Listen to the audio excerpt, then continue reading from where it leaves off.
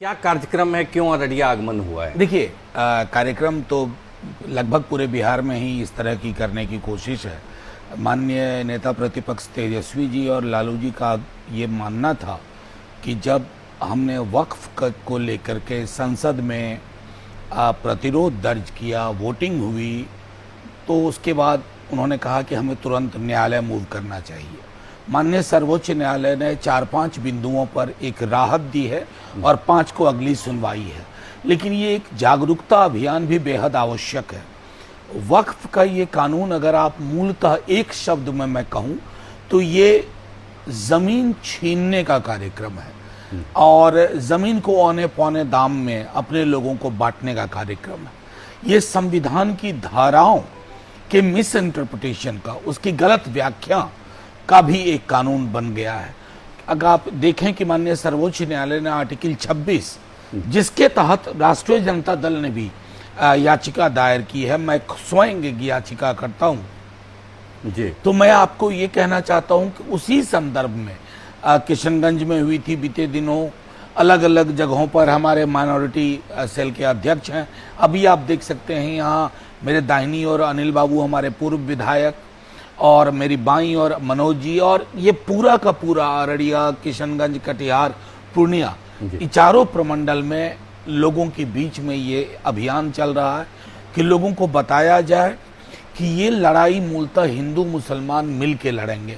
क्योंकि वक्फ अगर एक अस्पताल चलाता है तो उसमें इलाज कराने वाले तो 97%, 98% हिंदू हैं। अगर वक्फ क्लिनिक चलाता है उसमें 98% हिंदू है, और अगर वक्फ की ओर से कोई विश्वविद्यालय है तो उसमें पढ़ने वाले कौन हैं?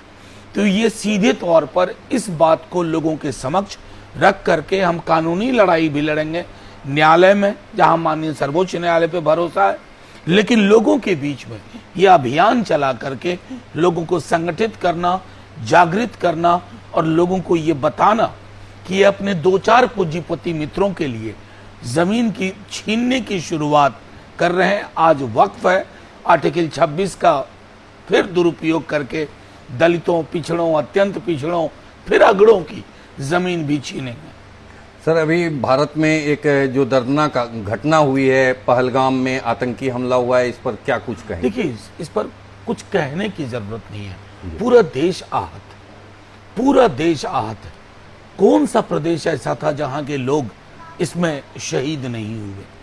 लेकिन मुझे दुख के साथ ये कहना पड़ता है ना, हमने सदन में 20 बार माननीय रक्षा मंत्री जी से, माननीय प्रधानमंत्री जी से कहा कि पुलवामा पर जो जांच रिपोर्ट आनी थी वो कहां गुम हो गई जी, वो कहां गायब हो गई जी।